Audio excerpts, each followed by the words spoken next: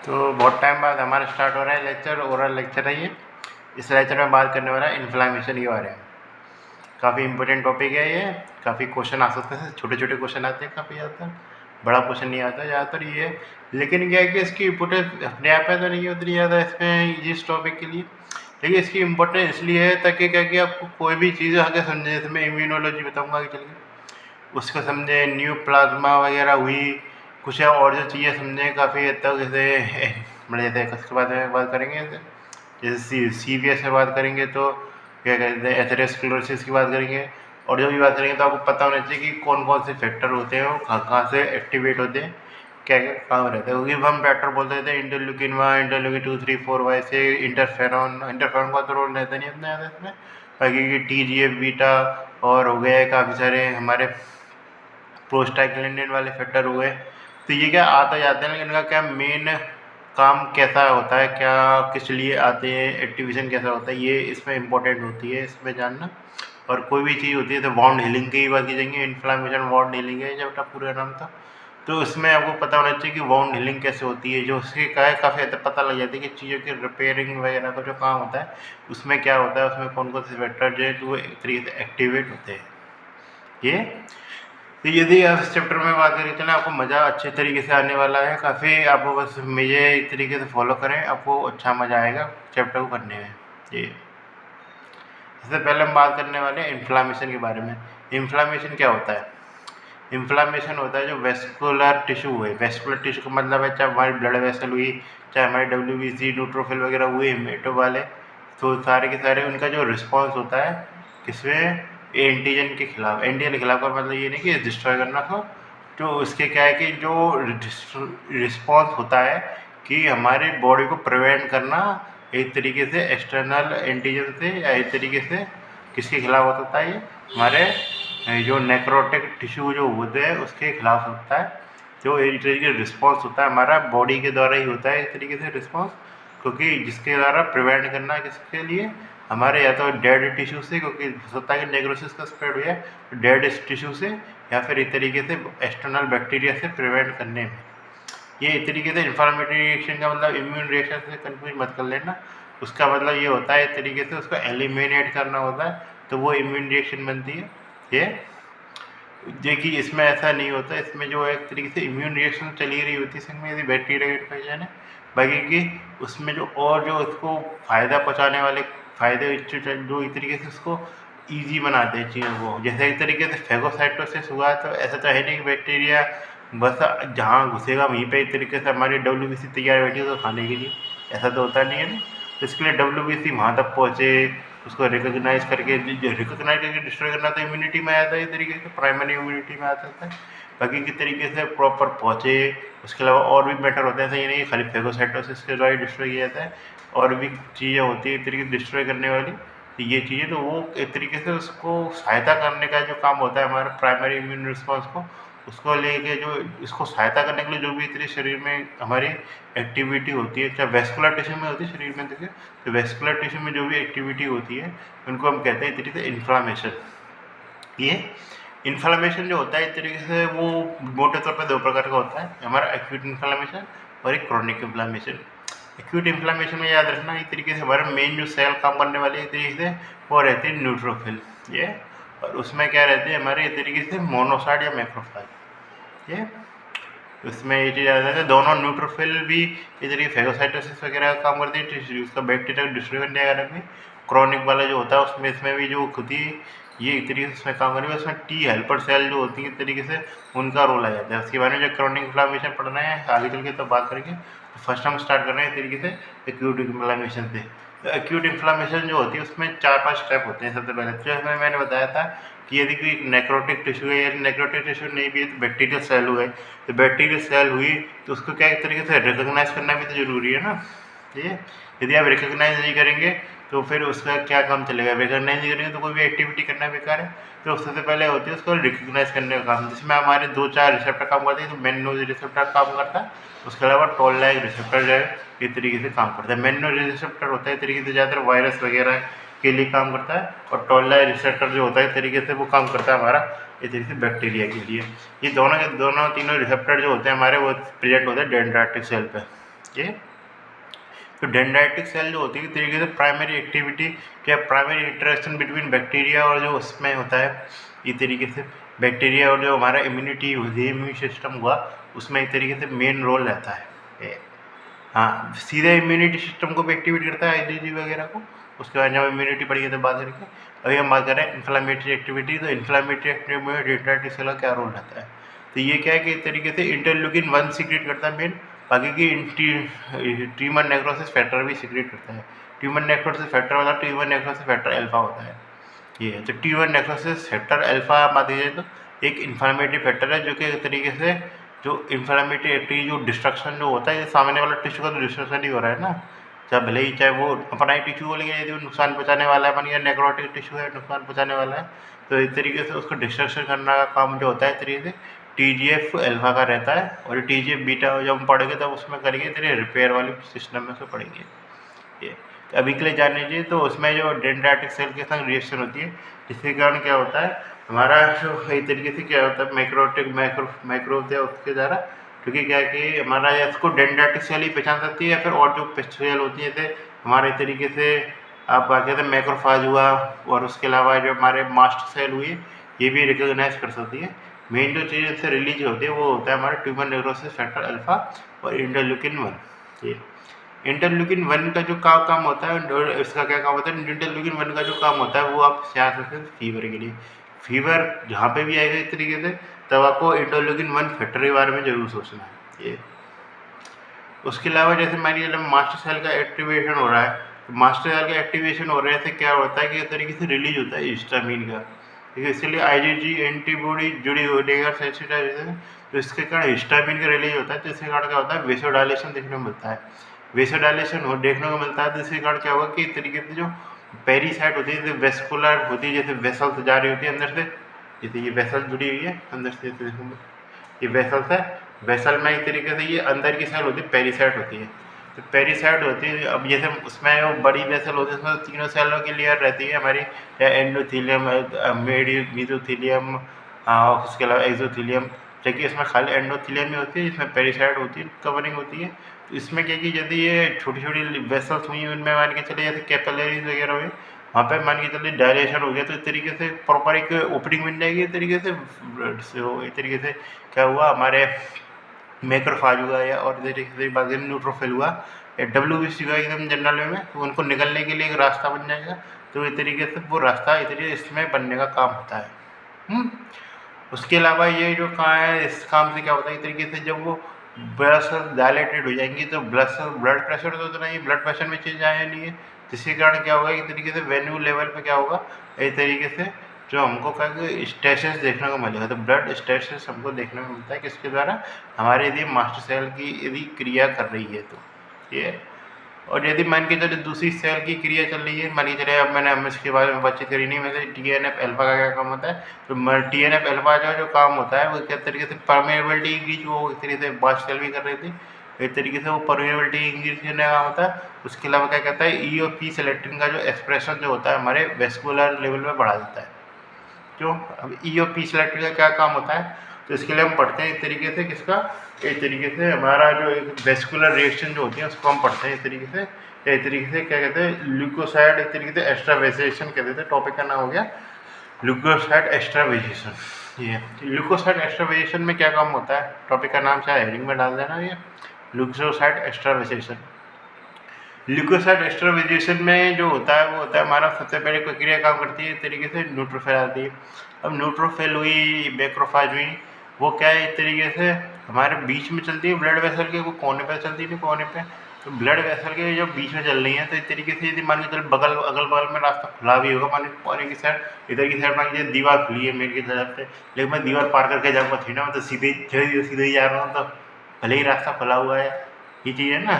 तो इसलिए मुझे यदि बाहर भेजना है किसी को, तो वो कोने में घिसकाएगा ना, वो ये है ना, कोने में घिसकाने, यदि मान के चलिए दीवार खुली हुई है, मान के चलिए इसने दीवार खोल दी, मैं TGF बीटा जो था या हिस्टामिन था, उसने दीवार खोल दी, ये दीवार खोलने के बाद क्या है कि इस तरीके से मुझे उस तरफ भेजना भी तो जरूरी है ना उसके लिए, ये तो उसके लिए क्या है कि भेजने के लिए क्या करता है कि कुछ फैक्टर जो होते हैं, ताकि जो WBC है वो उस तरीके से चिपके। तो इसमें क्या है कि सबसे पहली जो चीज़ आती है वो आती है हमारी माइग्रेशन।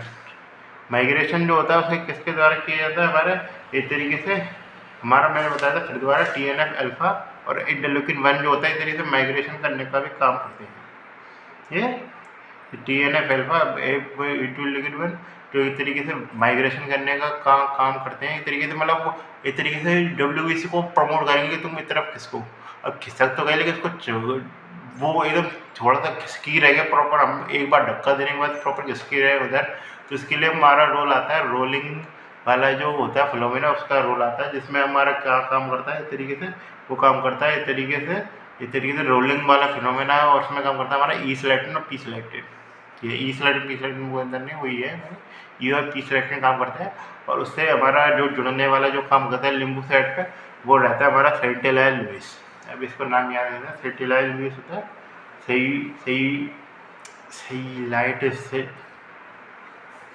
सेइलाइट लुइस होता है, सेइलाइट लुइस। तो सेइलाइट लुइस इसका रिसेप्टर का नाम याद रखना दोनों का, सेइलाइट लुइस होता है लिम्फोसाइट पे। और यदि हम किसी बात कर रहे हैं इस तरीके से वेसल्स की बात कर रहे हैं तो उसमें रहते हैं हमारे ई और पी सिलेक्टिन। ठीक है, तो इस तरीके से ये हमारे होते हैं, मतलब प्रॉपर अडैप्ट तो नहीं करते लेकिन ये क्या है कि इस तरीके से चिपकने का काम करता है, मैग्नेट की तरह खींच लेते हैं इस तरीके से, थोड़ा बहुत आदमी इस तरीके से घिसक के जाएगा इस तरीके से ये चीज़। उसके बाद क्या है कि लास्ट में आता है हमारा एक तरीके से खिसक खिसक के जाएगा, उसे चलाता ही चला जाएगा, ऐसे का काम चल रहा है।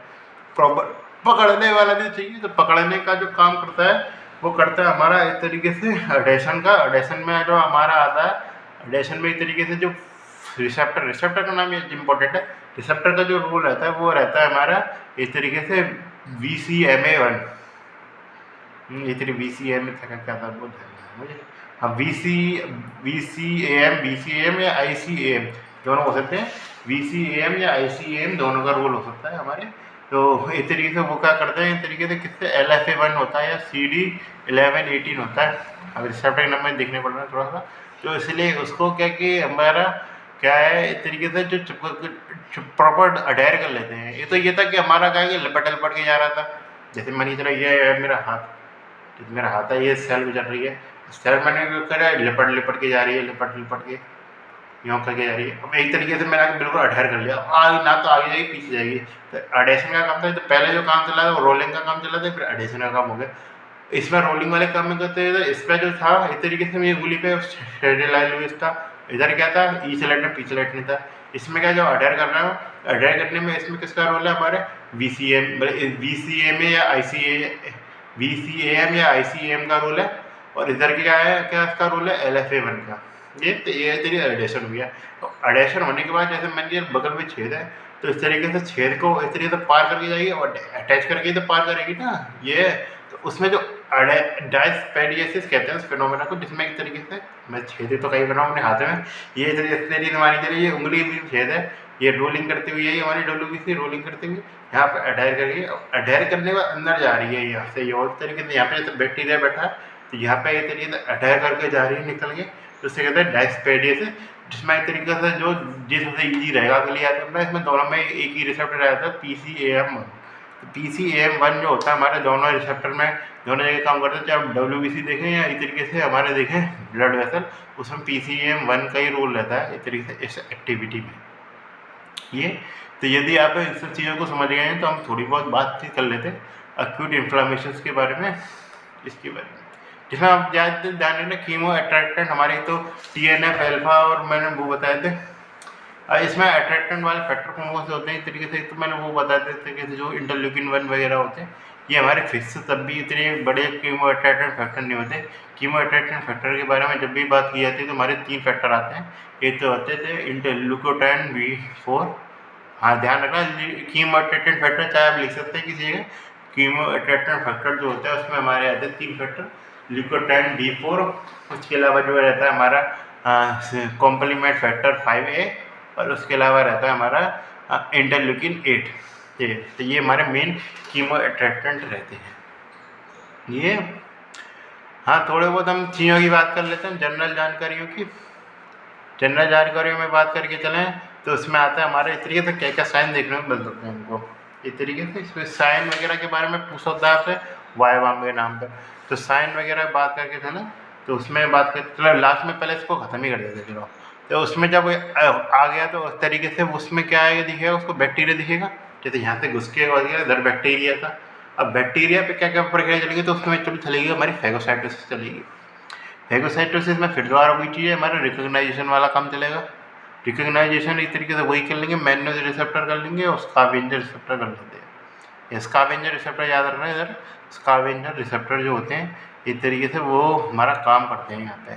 स्कावेंजर रिसेप्टर और वो करते हैं रिकॉग्नाइज करने का काम करते हैं, जिसके कारण क्या वो एंगल्फेंट कर लेता है, तो एंगल्फेंट वाली सिस्टम चलता है जिसमें प्रॉपर एक तरीके से एंडोसाइटोसिस वाला काम चलता है। एक तरीके से प्रॉपर जो सेल होती है बाहर वो अंदर पहुँच जाती है, जिसमें क्या बनता है उसके बाद क्या है, जो हमारा डिस्ट्रॉय करने का काम करेगा लाइसोसोम करेगा।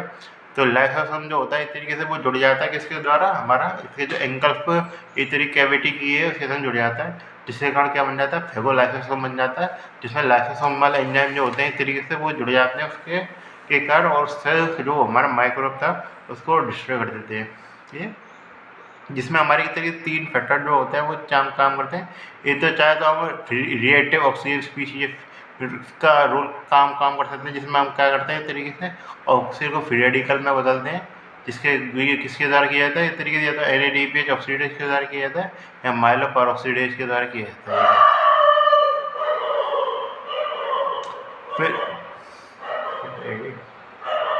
फिर उसके अलावा जो बात करके चलें, दूसरा जो फैक्टर रहता है वो हमारा रहता है हमारा नाइट्रिक ऑक्साइड के द्वारा। नाइट्रिक ऑक्साइड के भी फ्री रेडिकल्स होते हैं, इतनी ज़्यादा ऑक्सीजन हो जाए तो इस तरीके से उसमें वो भी काम कर सकते हैं। तो हमारा जो भी नाइट्रिक ऑक्साइड जो बनाने का जो काम किया जाता है वो किया जाता है हमारे आर्जिनिन के द्वारा।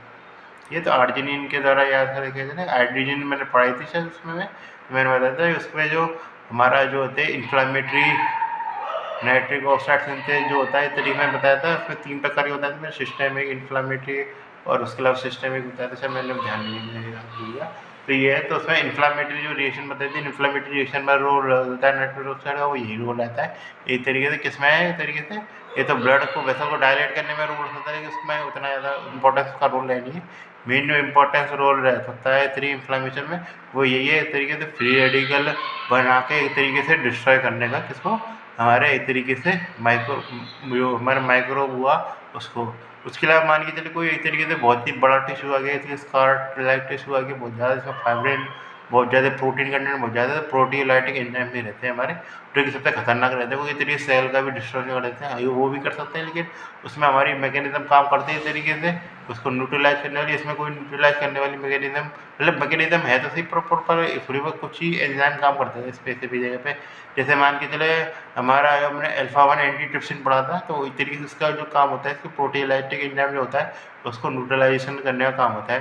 मान के चलिए अल्फा एंटीट्रिप्सिन जो एंजाइम होता है इस तरीके से, अल्फा-1 एंटीट्रिप्सिन यदि ये नहीं रहे तो हमें क्या डेवलप हो सकता है, एम्फाइसीमा डेवलप हो सकता है। अब इसके बारे में तभी बात की जाएगी रेस्पिरेटरी वाली सेक्शन में, तो ध्यान करना। तो ये चीज़ है, तो ये टिश्यू को डैमेज कर सकता है इस तरीके से। ये लास्ट में क्या हो सकता है कि कंप्लीट रेजोल्यूशन हो जाए, उसके अलावा क्या कहते हैं स्कार वगैरह वाले फॉर्मेशन हो जाते हैं, मतलब तो टिश्यू को डैमेज हो सकता है, फिर किस तरीके से स्कार वगैरह फॉर्मेशन के लिए काफ़ी बड़ी रिएक्शन है, या फिर हो सकता है क्रॉनिक इन्फ्लामेशन वाली जो स्थिति होती है उसमें चेंज हो जाए। तो इसलिए आपको बता देता हूँ, इस तरीके से रेजोल्यूशन हो सकता है इस तरीके से, या फिर पर्सिस्टेंट एक्यूट इन्फ्लामेशन हो सकता है, इसमें इंटरल्यूकिन 8 जो फैक्टर जो होता है उसका सेक्रेशन चलता ही रहेगा। इसे पर्सिस्टेंट का मतलब है कि एक्यूट इन्फ्लामेशन चल रहा है, और एक्यूट इन्फ्लामेशन स्पेसिफिक जो फैक्टर होता है वो हमारा इंटरल्यूकिन 8 होता है, जिसमें हमारा पर्सिस्टेंट सिचुएशन जो होता है हमारा पर्सिस्टेंट एक्टिविटी होती है हमारे एक्यूट इन्फ्लामेशन की, वो चल रही होती है। उसके अलावा क्रॉनिक इन्फ्लामेशन में चेंज हो जाता है, जिसमें क्या कि CD4+T सेल हमारी एक्टिवेट हो जाती है, उसके अलावा स्कारिंग होती है, वो डेवलप हो जाती है। ये चीज़ जाने का एक्यूट इन्फ्लामेशन वाली क्रिया है वो इस तरीके से 24 घंटे तक चलती है। 24 घंटे के बाद क्या कि हमारा धीरे धीरे मैक्रोफाज होती है वो बढ़ने लग जाती है, और 48 घंटे बाद खाली हमको मैक्रोफाज देखने को मिलती है। तो ये कि इसलिए टाइम ड्यूरेशन है, ज़्यादा से ज़्यादा 48 घंटे तक हमारा क्या कि वो रह सकता है हमारा इस तरीके से एक्यूट इन्फ्लामेशन। उसके अलावा उसके बाद मान के चलो 2 दिन के बाद कोई रिएक्शन हो रही है तो इस तरीके से क्रोनिक रिएक्शन में आती है। क्रॉनिक ऑक्सीजन में आपको डिफरेंस पता होना चाहिए, ड्यूरेशन का नाम कोई होता है लेकिन ड्यूरेशन हर जगह चेंज हो जाता है इसका। तो ये चीज़ है, इसको क्राइटेरिया में रखना जरूरी है। ये सेलुलर एक्टिविटी समझिए, वेस्कुलर लेवल पे एक्टिविटी समझिए, और उसके अलावा और कुछ बताने का नहीं है एक्यूट इन्फ्लामेशन में। थोड़ी बहुत मैं साइन और बता देता हूँ आपको। तो साइन आते हैं हमारे, एक तो कार्डिनल साइन आते हैं और इसे होते हैं हमारे सिस्टेमिक वेरिएशन। कार्डिनल साइन आपको याद रखने पड़ते, 4 या साइन याद आते, चाहे तो आप सीधे उनको जो अरेबिक लैंग्वेज है या कौन सी लैंग्वेज है पता नहीं मुझे, इसमें याद रखने पड़ेंगे। इसमें आता है रूबर, ट्यूमर, डॉलर और फंक्शन ऑफ लेसा, फंक्शन लेसा। रूबर का मतलब होता है हमारा इतने रेडनेस, ट्यूमर का मतलब होता है इस तरीके से स्वेलिंग करने का काम, डॉलर का मतलब होता है इस तरीके से पेन, और लॉस ऑफ लेसिया या लॉस ऑफ निशानी होता है। इसको याद रखना है, रूबर याद रखना है, रूबर का मतलब होता है रेडनेस, आर से आर याद रख सकते हैं।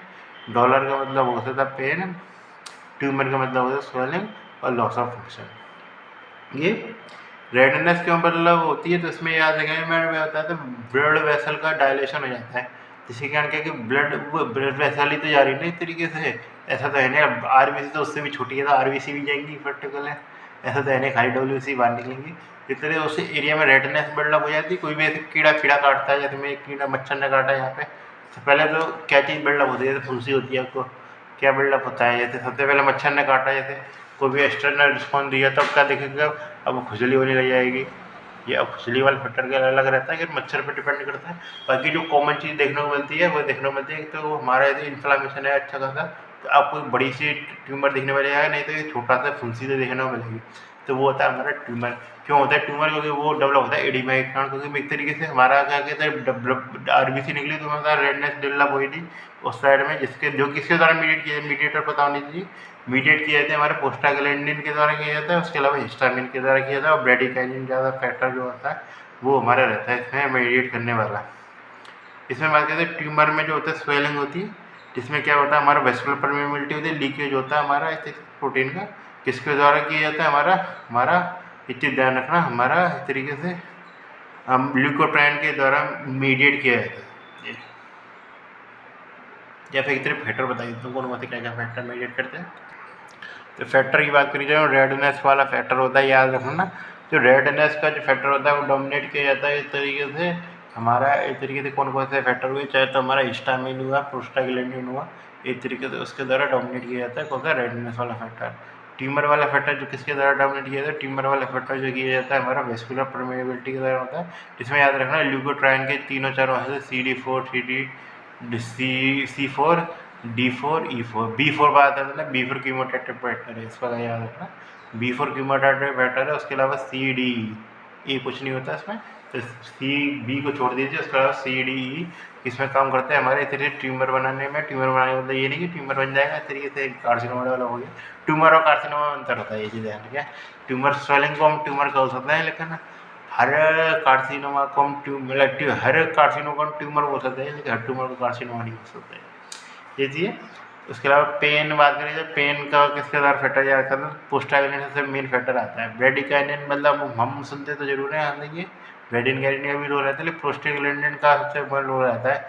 अब सुनिए कि प्रोस्टाग्लैंडिन को इनिबिट करने के लिए कॉक्स इनिबिटर देते हैं, चाहे हमारे इसमें एनसेडाइन, नॉन स्टीरॉयड, जिसमें हमारे तरीके से पैरासीटामोल हो गया। उसके अलावा पैरासीटामोल तो ये कि भाई डाइक्लोफेन हुआ, नेप्रोक्सेन हुआ, एस्पिरिन हुआ, आयोडोमेथासिन हुआ, और जो हुए एक तरीके से काफ़ी सारे होते हैं, मेफेनामिक एसिड हुआ, ये सारे एक तरीके से इसका रोल रहता है हमारे एक तरीके से पेन को किल करने में, एक तरीके से रोल है। पेन किलर जो होते हैं तरीके से वो किस पे काम करते हैं, इस एक्टिविटी पे काम करते हैं। हालांकि स्टीरॉयड का भी रोल रहता है, इसमें स्टीरॉयड की बात करेंगे आगे चल के, जब स्टीरॉयड आएगा सिस्टम उसका भी रोल रहता है। मतलब स्टीरॉयड वाली बात फार्माकोलॉजी में होगी, पैथोलॉजी से रिलेशन नहीं उसका उतना ज़्यादा। ये लॉस ऑफ फंक्शन तो हमारा किसी कारण भी हो सकता है, उसकी बात नहीं, वो ऐसे जनरलाइज है, उसका हम कहते हैं, कह नहीं सकते क्या है क्या नहीं। सिस्टमिक मैनिफेस्टेशन की बात करें चलो, उससे जो मेन एक तरीके से फीवर आता है, फीवर किसी द्वारा बताया, मैंने बार बार बताया, फीवर का मतलब इंटरलूकिन 1 लॉक कर लीजिएगा कि इस तरीके से बार बार आ जाता है। बाकी की और जो फैक्टर रहते हैं इस तरीके से वो रहता है हमारा साइकोलॉजी एक्टिविटी के कारण क्या होता है, जिसके कारण PG अल्फा, मतलब इस तरीके से प्रोस्टाग्लैंडिन E2 वाला फैक्टर जो होता है वो भी इस तरीके से इंपॉर्टेंट रोल अदा करता है। इस तरीके से ये चीज़ जानने का, इंटरल्यूकिन 1 जो होता है इस तरीके से वो क्या करता है, इस तरीके से साइक्लोऑक्सीजनेट की एक्टिविटी को बढ़ाता है इस तरीके से हाइपोथैलेमस के अंदर, और हाइपोथैलेमस के अंदर PGE2 की एक्टिव लेवल जो होता है इस तरीके से बढ़ जाता है, जिसका टेम्परेचर का सेट पॉइंट जो होता है इस तरीके से बढ़ जाता है ये। उसके अलावा बात करके चलें वो WBC ज़्यादा चाहिए होंगे हमें एक तरीके से एक्टिविटी करने के लिए, क्योंकि यहाँ पे पहुँचेंगे कोई बड़ा इन्फ्लामेशन है तो WBC की काउंट भी तो ज़्यादा चाहिए ना, खाली बस पहुँचने वाली जो ना इस तरीके से ल्यूकोसाइटोसिस देखने में मिलता है इस तरीके से। तो हमारा इस तरीके उसकी चलो हम तभी बात करेंगे इस तरीके से उसकी। उसके अलावा क्या है कि हमको एक्यूट फेज रिएक्टेंट देखने को मिल जाते हैं। एक्यूट फेज रिएक्टेंट जो होते हैं इस तरीके से वो किसके दौरान देखने को मिलते हैं, वो देखने को मिलता है हमारा इंटरल्यूकिन 6 के द्वारा एक्टिवेट होते हुए देखते हैं इनको। ये अब एक्यूट फेज रिएक्टेंट में बात करते चले तो हमारे दो प्रकार के रिएक्टेंट आते हैं, एक तरीके से हमारे पॉजिटिव और एक तरीके से हमारे एक तरीके से नेगेटिव। ये पॉजिटिव एक तरीके से एक्यूट फेज रिएक्टेंट और हमारा एक तरीके से negative acute phase reactant. Positive acute phase reactant में बात करके चलें तो हमारे आते हैं एक तरीके से C-reactive प्रोटीन आता है, फेरिटिनिन आता है, उसके अलावा फाइब्रिनोजन आता है, एप्सिडिन आता है और उसके अलावा सीरम एमाइलोइड A भी आता है, ज़्यादा काफ़ी सारे हैं। C-reactive प्रोटीन आता है, CRP लेवल हम हमेशा चेक करते हैं, इसके जब भी इन्फ्लामेटरी रिएक्शन हो रखी। उसके अलावा फेरिटिनिन का लेवल जो होता है एक तरीके से वो देखा जाता है। उसके अलावा फाइब्रिनोजन का लेवल एक तरीके से बढ़ता है क्योंकि एक तरीके से ये सारे को कोरिलेट करता है तरीके से। उसके अलावा क्या कहते हैं एक तरीके से एप्सिडिन का लेवल बढ़ता है, जो कि क्या करता है हमारा क्या करता है हीमोग्लोबिन की मात्रा जो होती है एक तरीके से, मतलब एप्सिडिन जो होता है हमारा आयरन एब्जॉर्प्शन को कम करने का काम करता है इस तरीके से, मुझे पता ही थी। एप्सिडिन का इन्फ्लेमेटरी मीडिएट है, जिसमें मैंने बात करी थी सर इंटरल्यूकिन 6 की बात करी थी। इंटरल्यूकिन 6 का जो रोल रहता है इस तरीके से, इसमें क्रॉनिक और एक्यूट दोनों में देखने को मिलता है। इंटरल्यूकिन 6 के इन्वॉल्वमेंट एक्यूट फेज रिएक्शन जो होते हैं इस तरीके से देखने को मिलता है। इसमें क्या है मैंने बात करी पॉजिटिव वाले में एक तरीके से, चाहे तो रिपीट कर लेते हैं, इसमें मैं भी रिपीट करता हूँ। जैसे ये होता है हमारा C-reactive प्रोटीन, फाइब्रिनोजन ये सब क्वालिटी करता है। उसके अलावा क्या कहता है फेरिटिनिन, एप्सिडिन और उसके अलावा क्या आता है सीरम एमाइलोइड, ये ज़्यादा ऐसे याद रख लीजिए, 3-4 याद रख लीजिए। उसके अलावा क्या डाउन रेगुलेट करने में क्या आता है, उसके अलावा डाउन रेगुलेट में एल्बुमिन आता है तो।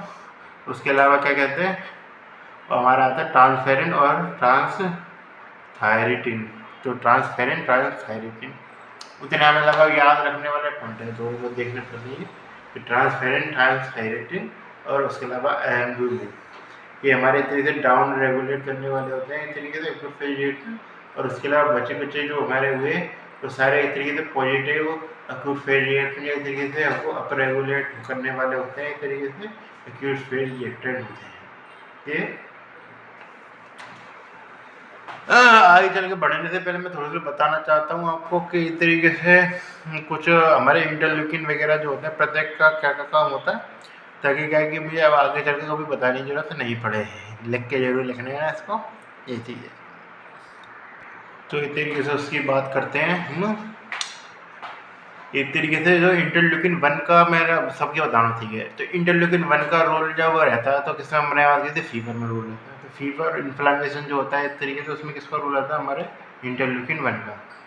इंटरल्यूकिन 2 का कहाँ रोल रहता है, तो इंटरल्यूकिन 2 का होता है तो इंटरल्यूकिन 2 और 3 वो किए जाते हैं हमारे टी सेल के द्वारा सिक्रेट किए जाते हैं। जिसमें हमारा इंटरल्यूकिन 2 का जो रोल रहता है इस तरीके से वो टी सेल के अंदर होता है। इम्यूनिटी में बात करेंगे इसकी मेन, तो इंटरल्यूकिन 2 का जो रोल रहता है वो रहता है हमारे इस तरीके से टी सेल के प्रोलिफरेशन में रोल रहता है ये, और टी सेल और नेचुरल किलर सेल की ग्रोथ में रोल रहता है इंटरल्यूकिन 2 का।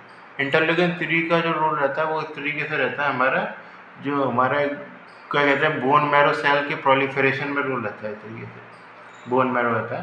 तो N से 1 से फीवर, दूसरे से टी से मतलब क्या रहता है टी सेल, और 3 से याद रख सकते हैं हम कितने बोन मैरो ये। तो इसके अलावा बात करते हैं इंटरल्यूकिन 4 और 5 जो होते हैं वो इस तरीके से 4, 5 और 10 और 13 किसके द्वारा सीड किए जाते हैं टी हेल्पर 2 सेल के द्वारा किए जाते हैं ये। इंटरल्यूकिन 4 के बात करके चलें तो उसमें क्या करता है हमारा क्या इस तरीके से टी सेल को डिफ्रेंशिएट करने के समय टी हेल्पर 2 सेल में डिफ्रेंशिएट करने में मदद करने का काम कौन करता है इस तरीके से, हाँ कौन करता है इंटरल्यूकिन 2। उसके अलावा मेन जो है इंटरल्यूकिन 4 का रोल रहता है वो इस तरीके से रहता है हमारा टाइप 1 हाइपरसेंसिटिविटी रिएक्शन इस तरीके से IgE प्रोडक्शन में रोल रहता है हमारा मास्ट सेल वाली प्रक्रिया जो होती है उसमें जब हम बात करेंगे हाइपरसेंसिटिविटी रिएक्शन इम्यूनिटी वाला चाहे पोर्शन काफ़ी बड़ा होने वाला है हमारा, उसमें बात करेंगे इंटरल्यूकिन 4 की जिसमें हम बात करते हैं हाइपरसेंसिटिविटी इस तरीके मास्ट सेल वाली एक्टिविटी है इंटरल्यूकिन से उसमें फायदा इस तरीके से रहता है। इंटरल्यूकिन जो 5 का जो गोल रहता है वो इस तरीके से वो हमारे ब्री सेल की ग्रोथ में रोल रहता है और उसके अलावा जो मेन इसका जो काम है वही तरीके से IgA के प्रोडक्शन में वह काम रहता है। ये तो IgE का मैं किसका रोल रहता है, इंटरल्यूकिन 4 का।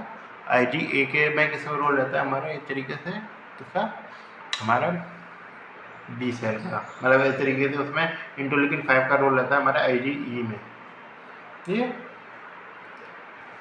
और उसके अलावा क्या कहते हैं, ये सिनोफिल की भी ग्रोथ को कर सकता है इस तरीके से। ये तरीके से बी सेल की ग्रोथ तो करता है, बे से याद आ सकते हैं इंटरल्यूकिन 5 का 5B इधर से बी सेल की ग्रोथ करा सकता है, ए सेल की ग्रोथ करा, इसके अलावा ईओसिनोफिल की भी ग्रोथ कराता है। उसके अलावा कहता है इंटरल्यूकिन 6 की, तो उसकी बात हम कर चुके हैं, क्या एक्यूट फेज रिटर्न को बनाने में काम आता है। ये मतलब बाकी जो मैं बता रहा हूँ इंपॉर्टेंट फैक्टर है, बाकी की अभी जैसे आपको काफ़ी सारे समझ में नहीं आएंगे, तो जब इम्यूनिटी पढ़ेंगे तब समझ में आएंगे। उसके अलावा बात करते हैं इंटरल्यूकिन 7 का ऐसा कुछ खास रोल रहता नहीं, इसकी मैं आपको पढ़ा भी नहीं रहा, उसको याद भी नहीं है। 7 और 9 के कुछ खास रोल नहीं है। हाँ, से इंटरल्यूकिन जो 8 होता है उसका मैंने बताया था एक्यूट इन्फ्लामेशन जो होता है, देखिए मेन कीमोटेक्टिव फैक्टर के रूप में रहता है। नाम फिर दोबारा मैं रिपीट कर रहा हूँ, आपको कीमोटेक्टिव फैक्टर पता होना चाहिए। इंटरल्यूकिन 8 है, उसके अलावा क्या होता था हमारा एक तरीके से CA5A था और C5A, और उसके अलावा जो हमारा एक और फैक्टर था वो कौन सा था हमारा ल्यूकोट्राइन B4। ये तीनों हमारे क्या रहते हैं, मेन कीमोटेक्टिव फैक्टर रहते हैं। इंटरल्यूकिन लाइन में कोई खास रोल नहीं है। उसके अलावा इंटरल्यूकिन 10 की बात करके चलें तो इनफैक्ट 10 का जो रहता है वो रहता है हमारा इस तरीके से अल्टरनेटिव रिस्पॉन्स जो होते हैं इस तरीके से उसमें काम करता है। इस तरीके से जैसे अल्टरनेटिव रिस्पॉन्स पे कैसे काम करता है, अल्टरनेटिव रिस्पॉन्स में ऐसे काम करता है हमारा, तो इंटरल्यूकिन 4 की मैंने ये भी नहीं बताया कि अल्टरनेटिव पाथवे को भी एक्टिवेट कर सकता है। ये तो इंटरल्यूकिन अल्टरनेटिव पाथवे को एक्टिवेट कर सकता है हमारे इस तरीके से किसके, मैक्रोफेज के। ये तो ये चीज़ पता होना चाहिए। इंटरल्यूकिन T हेल्पर 2 से और 13 का जो होता है किसमें रोल रहता है, उसका भी रोल रहता है हमारे IgE के प्रोडक्शन में रोल रहता है। और इंटरल्यूकिन 13 का क्या काम रहता है इस तरीके से, वो हमारे अल्टरनेटिव पाथवे जो होता है मैक्रोफेज, उसके बाद में बात करेंगे अभी मैक्रो उसके जो कहते हैं क्रॉनिक इन्फ्लामेशन है, उसका क्रॉनिक इन्फ्लामेशन में रोल रहता है इस तरीके से, किसका, हमारे इंटरल्यूकिन 4 इंटरल्यूकिन 13 का। इंटरल्यूकिन 3 का क्या रोल रहता है 10 का, तो इस तरीके से वो हमारा क्या कहते हैं इंटरल्यूकिन उसका जो 10 जो होता है दोनों के दोनों क्या डिक्रीज करते हैं हमारे इस तरीके से, एंटी इन्फ्लामेटरी काम होता है इस तरीके से इंटरल्यूकिन 10। और जो होता है TGF बीटा जो होता है, ऐसे में होता है TGF में ही बताया मैं, दो फैक्टर होता है। TGF अल्फा का जो काम होता है इस तरीके से प्रो इन्फ्लामेटरी होता है, TGF बीटा का जो काम होता है वो एंटी इन्फ्लामेटरी होता है। उसी प्रकार इंटरल्यूकिन 10 का जो काम होता है इस तरीके से वो आई का 1 का उल्टा होता है। जैसे मन लगा सकते हैं 1 का मतलब प्रो इन्फ्लामेटरी का, उसका सीधे 10 जोड़ दीजिए, 0 जोड़ दीजिए, ये चीज़ है। तो ट्रेड का रोल रहता है हमारा ये चाहिए। अब रटा आराम बाकी आपको समझ में तो आ नहीं रहा, ये चीज़ क्रॉनिक इन्फ्लामेशन पहुँचते हैं। क्रॉनिक इन्फ्लामेशन में बात कीजिए तो लगातार क्रॉनिक लेवल पे एक्सपोजर हो रहा है, बार बार को एक्यूट एक्टिविटी तो काम कर नहीं सकती प्रॉपर, जैसे माइक्रो फास्ट तो वहाँ जाके रजिस्टर हो जाते हैं अपने आप में खुद ही लेवल पे। अब ये चीज़ मैं बार बार तो काम करेगी नहीं, बार बार लगातार लेवल पे एक्सपोजर हो रहा है, जैसे कि सिलिकॉन वाला जो एक्सपोजर होता है सिलिकोसिस में लगातार लेवल पे एक्सपोजर होता है तब डिजीज डेवलप होती है। तो उसमें हम बार बार एक्यूट लेवल पर रिएक्शन तो करेंगे नहीं, हम क्रॉनिक लेवल पर रिएक्शन करेंगे, ये चीज़ है। तो उस प्रकार हमारे क्रॉनिक लेवल पे रिएक्शन होती है, बिल्डअप होती है। ये ड्यूरेशन का सीधा मतलब है, क्रॉनिक इन्फ्लामेशन का मतलब है कि न्यूट्रोफिल की जगह आपको क्या देखने को मिलेगी, न्यूट्रोफिल की जगह आपको देखने को मिलेगा मैक्रोफेज। या एक तरीके से यदि ब्लड वेसल में है, यदि सेल ब्लड वेसल में है तो उसको मोनोसाइट कहते हैं। यदि एक तरीके से टिश्यू के साथ जुड़ा गया है तो ब्लड वेसल में से तो होकर टिश्यू तक जाएगी, तो उसको हम कह देते हैं मैक्रोफेज। ये सिंपल सा मतलब है एक तरीके से क्रॉनिक इन्फ्लामेशन में मैक्रोफेज और उसके मतलब। अब एक्यूट इन्फ्लामेशन जो होता है इस तरीके से काम कैसे करता है, तो उसमें क्या होता है हमारा नेचुरल किलर सेल भी काम कर रही है, बात करें जाए नेचुरल किलर सेल की बात करी थी। उसके अलावा कुछ होता है मैं टीन अल्फा हेल्पर सेल भी एक्टिवेट हो जाती है।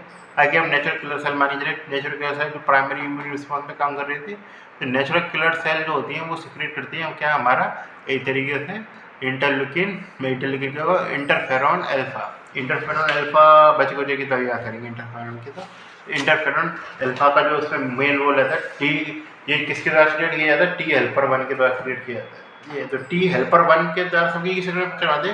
T हेल्पर 1 का सिक्रेशन क्या है हमारा इंटरल्यूकिन अल्फा का सिक्रेशन है, जो कि क्या करता है एक्टिवेट करने का काम करता है मैक्रोफेज को। ये मैं बार बार बोल रहा हूँ, याद करने का एक्टिवेट करने का काम प्राइम क्लासिकल पाथवे से एक्टिवेट करने का काम कौन करता है, हमारे इंटरल्यूकिन अल्फा का काम करता है। जब हम इसे ग्रेनुलोमेटल इन्फ्लामेशन पढ़ेंगे उसमें भी याद रखना इसीलिए रोल रहता है। तो इंटरल्यूकिन अल्फा जो रोल रहता है वो कैसा रहता है, हमारे इस तरीके से क्लासिकल लेवल पर एक्टिवेट करने में इस तरीके से किसको, हमारे इस तरीके से मैक्रोफाज को क्लासिकल लेवल में एक्टिवेटेड मैक्रोफाज में बदलने का काम होता है। फंक्शन क्या रहेगा इस तरीके से मैक्रोफाज का वही फंक्शन है हमारा, डिस्ट्रॉय करने का वही सेक्शन में हमारे इधर तो हमारा क्या है, तरीके से रिएक्टिव ऑक्सीजन स्पीसीज हुई या इस तरीके से हमारा एनओ वाला प्रक्रिया जो भी 2-3 बताए थे मैंने, लाइसोसोमल एंजाइम 3-4 बताई थी ना, 3-4 बताई थी, वो सारी प्रक्रिया इसमें भी लागू होती है। वो सेल तो वही है ना, सेल का सिस्टम तो वही नहीं बदलेगा। तो ये चीज़ें तो उसमें ये चीज़ें फेगोसाइटोसिस करने का काम करता है इस तरीके से फंगाई बैक्टीरिया की, ये सिस्टम ये चल गया। उसके अलावा क्या याद करना है हमको, ये चीज़ याद रखने की इस तरीके से उसमें हमारा ये क्या है कि कीमोकाइनिन फैक्टर भी रिलीज करती है। उसके अलावा एक्टिवेटेड फैक्टर हो गया, तो ये क्या कि हमारा इंटरल्यूकिन 11 हुआ, इंटरल्यूकिन 12 हुआ, कीमोकाइनिन में आता है, जिसे मैं बताई नहीं थी उस समय। तो इंटरल्यूकिन 11 और 11 इंटरल्यूकिन क्या कहते हैं 12 वगैरह हुए, 12 23 वो वगैरह क्या हमारे क्या कहते हैं कीमोकाइनिन वाले में आते हैं, क्योंकि क्या किस तरीके से फर्दर इन्फ्लामेशन को प्रमोट करते हैं। ये कितने फर्दर लेवल पे सप्लाई चाहिए आपको, तो उसके लिए फर्दर लेवल पे इन्फ्लामेशन को इस तरीके से प्रमोट करते हैं। ये कौन से फैक्टर हुए, चाहे हमारा टी इस तरीके से इंटरल्यूकिन 11 हुआ, 12 हुआ, उसके अलावा क्या कहते हैं 23 हुआ। तो ये चीज़ ध्यान रखना, इसमें ये याद रखना इंटरल्यूकिन 23 और जो हमारे क्या कहते हैं इंटरल्यूकिन 23, इंटरल्यूकिन 11 और इंटरल्यूकिन 12 जो होता है उसका सिक्रेशन किसके द्वारा किया जाता है, एक्टिवेटेड मैक्रोफाज के द्वारा किया जाता है। तो ये चीज़ आप याद रखेंगे तो आपको कहा जाए अच्छा होगा। और बात करके जो है इसका अल्टरनेटिव पाथवे जो होता है, दूसरा 2 पाथवे दे रखे हैं इसके, तो अल्टरनेटिव पाथवे में क्या होता है हमारा इस तरीके से उसका रोल रहता है हमारा जो क्या कहते हैं इस तरीके से इंटरल्यूकिन 4 और 13 का रोल रहता है। इंटरल्यूकिन 4 और 13 किसके द्वारा सिक्रेट किए जाते हैं, ये चीज़ रहेगा इंटरल्यूकिन 4 और 13 सिक्रेट किए जाते हैं हमारे इस तरीके से इंटरल्यूकिन 4 और 13 सिक्रेट किए जाते हैं हमारे टी हेल्पर 2 सेल के द्वारा किए जाते हैं। टी हेल्पर 2 सेल जो होता है हमारे एक्टिवेटेड जो होता है उसको मैक्रोफाज को उसको बंद कर दिए। इस तरीके से टिश्यू रिपेयर वाली जो एक्टिविटी होती है, कॉर्निक इन्फ्लामेशन होगा तो रिपेयर करना पड़ेगा, टिश्यू रिपेयर वाली एक्टिविटी होगी उसमें काम करेंगे। ये क्या करते हैं इस तरीके से मैक्रोफाज का 2 का एक्टिवेशन करते हैं, जिसके कारण क्या रिलीज करते हैं हमारी एक्टिवेशन के बाद मैक्रोफाज मैंने बताया था इस तरीके से TGF बीटा जो होता है इस तरीके से ग्रोथ फैक्टर के रूप में काम करता है, इस तरीके से उसको रिलीज करने का काम करती है।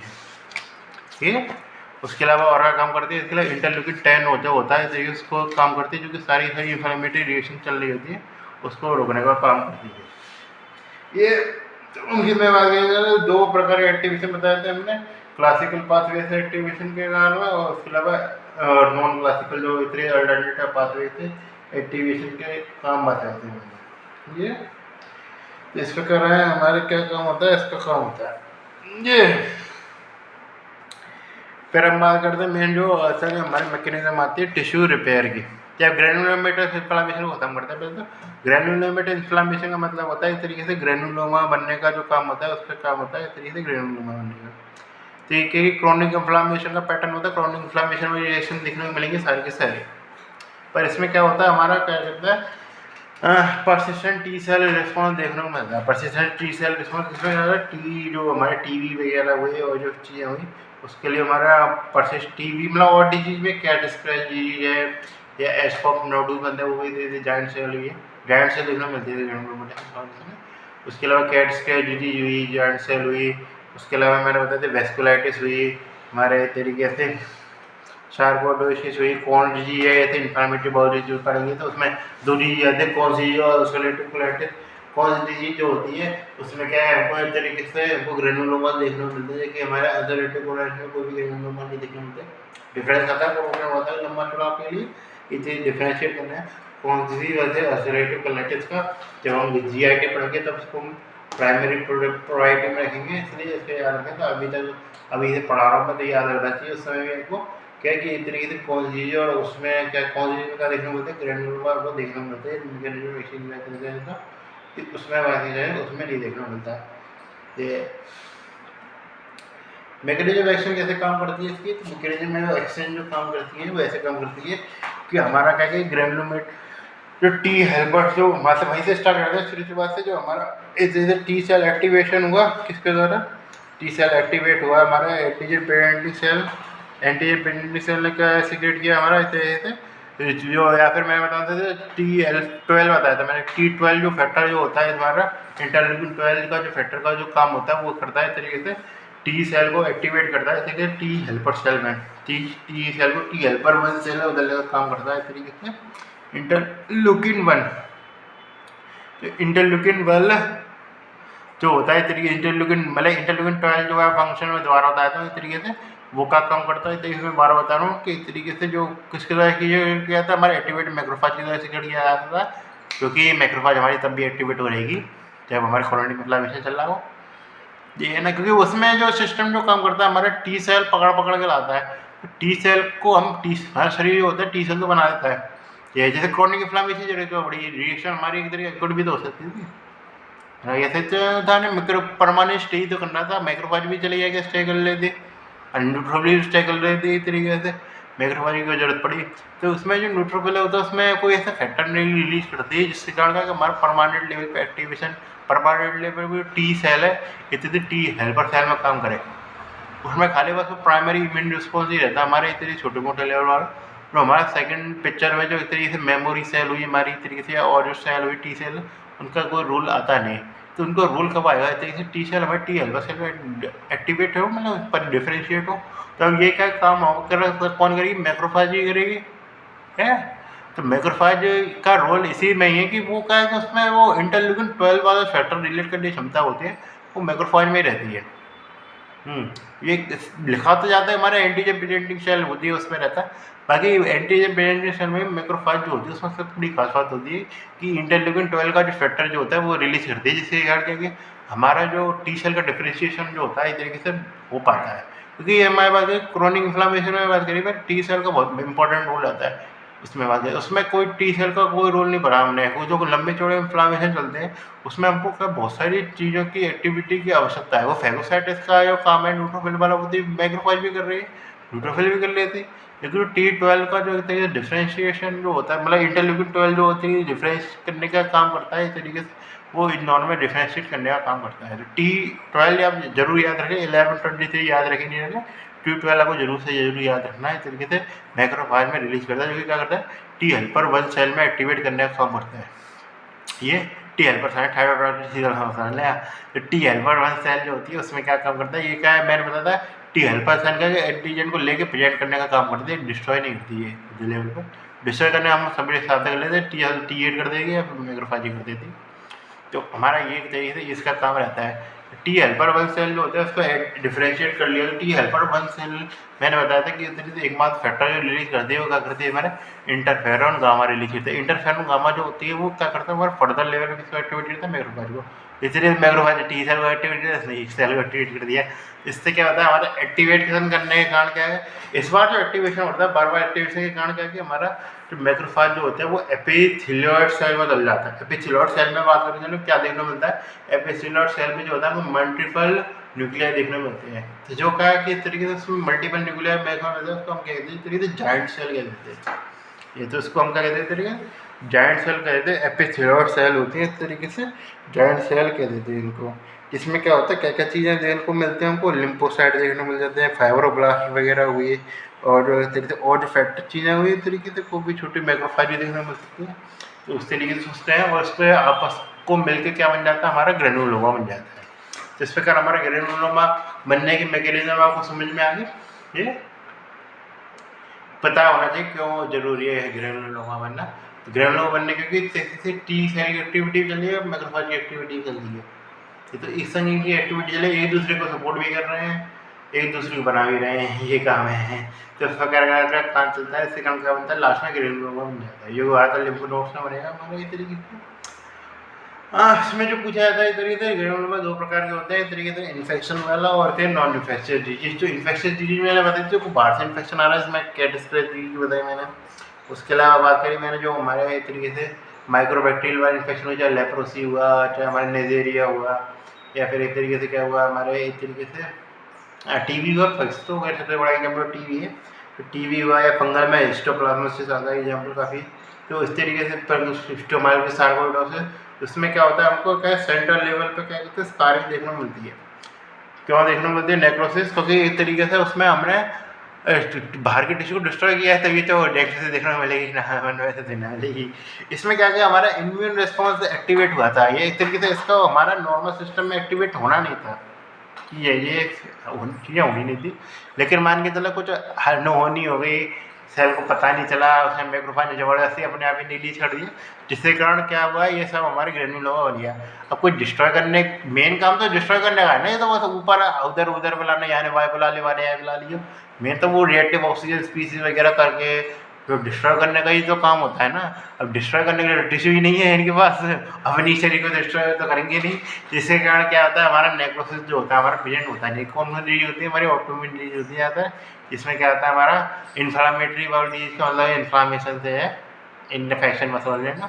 तो उसमें क्या होता है कौन सी डिजीज आती है, उसके अलावा कौन सी डिजीज आती है हमारे इस तरीके से वेस्कुलाइटिस वाली रिएक्शन आती है सारी, वेस्कुलाइटिस हुई, जॉइंट सेल आर्टेरियाइटिस हुई, ये टेम्पोरल जॉइंट सेल आर्टेरियाइटिस से यही बात हुई। उसके अलावा क्या कहते हैं ग्रैनुलोमाटाइटिस, और उसके अलावा और जो डिजीज आती है हमारी उसमें आती है इस तरीके से प्राइमरी बेलाइस स्क्लेरोसिस में भी देखने को मिल जाती है, कॉन्गोलाइटिस में भी देखने को मिल जाती है ग्रेनुलोमा, ये चीज़ इसका याद रखने जरूरी है। इस प्रकार हमारा काम होता है, इस तरीके ग्रेनुलोमा मेजर इन्फ्लामेशन का काम होता है। ये एग्जाम्पल याद रखिए जरूर आप, किसमें कैट स्क्रैच डिजीज वगैरह हुई, इसमें हुई। क्वेश्चन आपसे पूछा सकता है इस तरीके से जॉइंट सेल कौन कौन सी होती हैं। जॉइंट सेल में बताऊँ तो जॉइंट सेल ये 3-4 निकाल के देखनी पड़ी। जॉइंट सेल बात करी जाए तो हमारे चलो जॉइंट सेल बात करी जाए तो सबसे प्रोमेटाइप पूछी जाती है आपसे, वो ये थे Langerhans joint cell. Langerhans cell आपको देखने को मिलता है ट्यूबरकुलोसिस में। और उसके अलावा क्या कहते हैं टोटन जॉइंट सेल देखने को मिलती है, टोटन जॉइंट सेल ज़ैंथोमास में देखने को मिलती है। उसके अलावा एस्कोप जॉइंट सेल तो बता देंगे वो रूमेटॉइड डिजीज में, रीस्टनबर्ग जॉइंट सेल के साथ आउटकम लिम्फोमा बताई थी। उसके अलावा क्या फॉरेन बॉडी जॉइंट सेल देखने को मिलती है हमारे क्या है इसमें ट्यूबरकुलोसिस और लेप्रोसी में। तो अब याद रखिए मेन चीज़ याद रखेंगे वो अब हॉडकिन लिम्फोमा वाली और उसकी तो याद रखेंगे रूमेटॉइड ऑस्टियोपोरोसिस।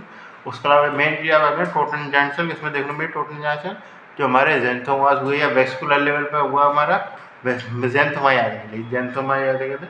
लैंगराइटिस में देखने को मिली, टीबी में देखने को मिलती है, और फॉरेन बॉडी वगैरह टीबी लेप्रोसी में देखने को मिलती है।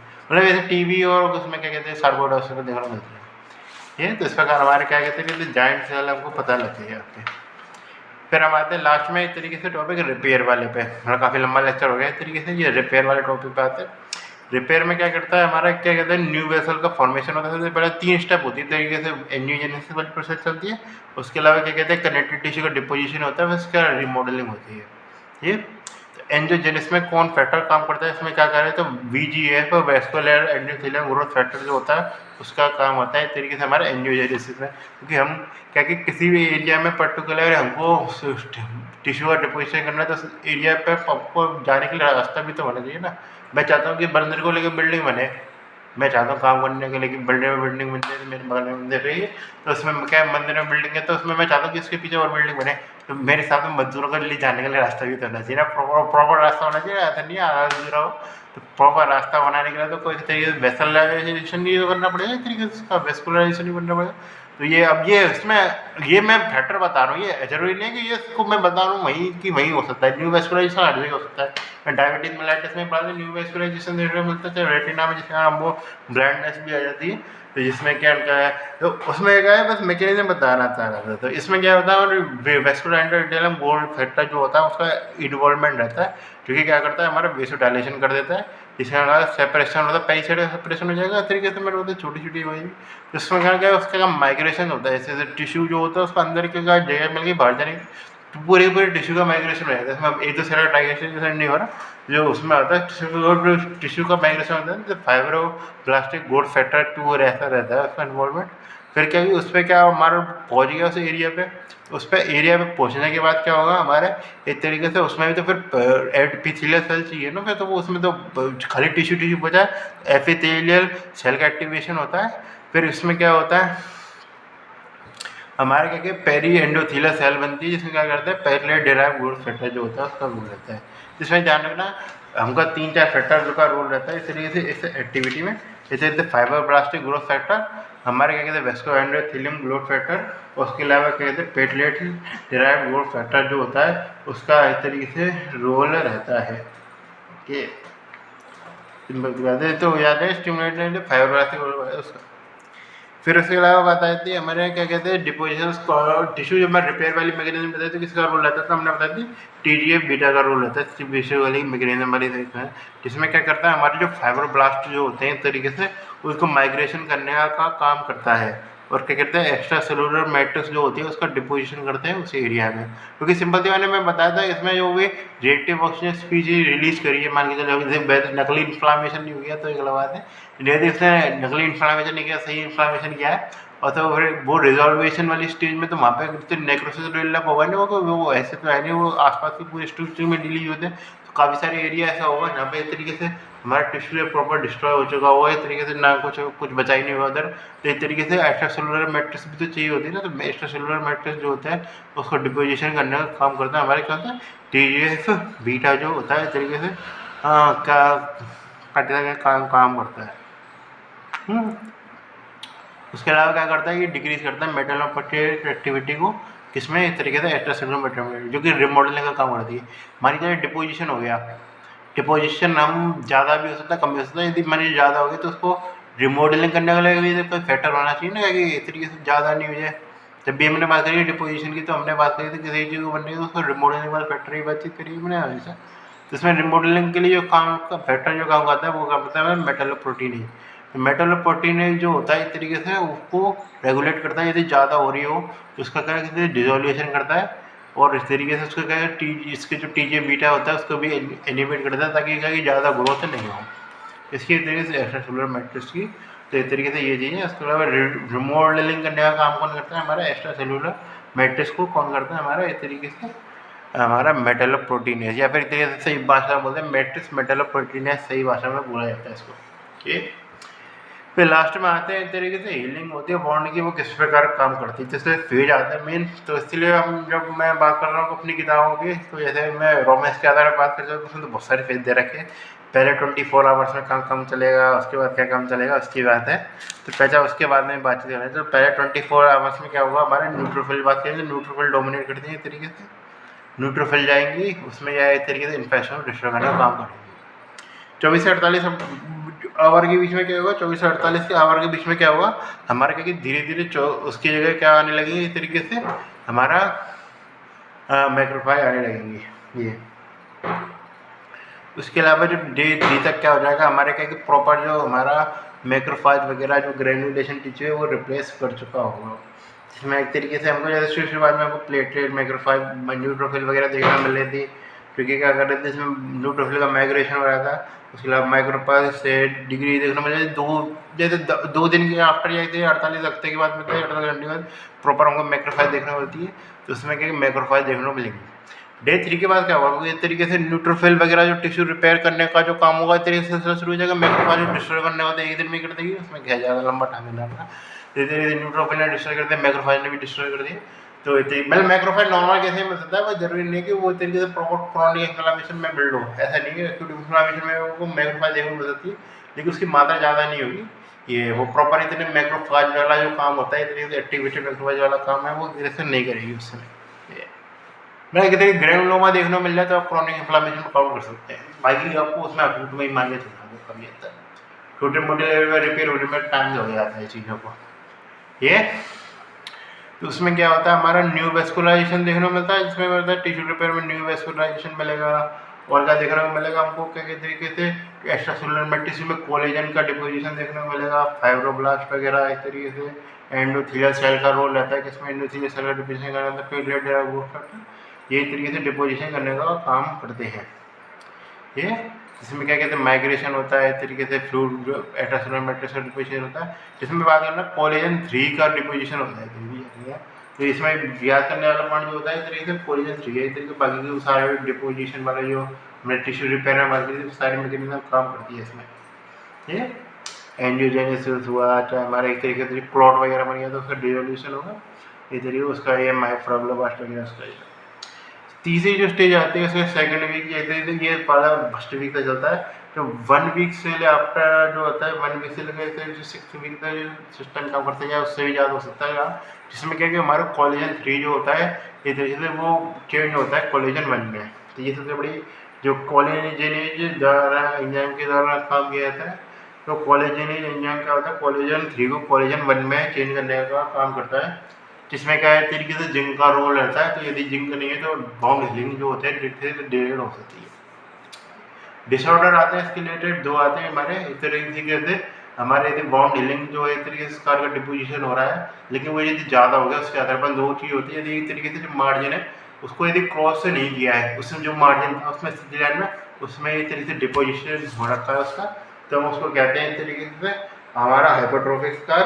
और यदि हमारा एक तरीके से उस मार्जिन को छोड़ के चला गया, जैसे मान लीजिए एक कट लग रहा था, तो कट लग रहा है, तो यदि इसमें डिपोजिशन हो रहा है, मान लीजिए भले ऊपर निकल गया हो, लेकिन क्या कि इसको मार्जिन को नहीं छोड़ा, उसमें मार्जिन में ही है, तो वो एक तरीके से हाइपरट्रोफिक स्कार था। अब मान लीजिए वो यहाँ तक पहुँच रहे थे, यहाँ तक आ रहे थे, इन्फ्लेमेशन में कुछ कर ही नहीं पा रहा, मुँह नहीं बोल पा रहा, तो ये तरीके से वो क्या किया जाता है, हमारे कीलॉइड स्कार किया जाता है, जिसमें ज़्यादातर इस तरीके से टॉपिक तरीके से इंजेक्टिव स्टेरॉइड दिए जाते हैं, जैसे डर्मा में आप देखेंगे उसमें इंजेक्टिव स्टेरॉइड दिए जाते हैं ताकि क्या कि उसको स्कारवाइड डिश को डिस्ट्रॉय किया जाए स्टेरॉइड वाले। तो मैं पता है सारी की सारी इन्फ्लेमेटरी है उसमें स्टेरॉइड का रोल रहता है, जैसे बड़े लेवल पे स्टेरॉइड का रोल है, हर जगह एसिड यूज नहीं करते। तो उसमें क्या कि स्टेरॉइड से देके हम क्या करते हैं, तो इसको हम एक्टिविटी को कम कर देते हैं। तो इसमें बस ये चीज़ है ना, कीलोइड्स का ज़्यादा काला रहता है हमारा। हाइपरट्रोफिक स्कार जो होता है उसमें कोलेजन 3 मिलता है, उसमें कोलेजन 1 और 2 दोनों देखने को मिल सकता है हाइपरट्रोफिक स्कार में।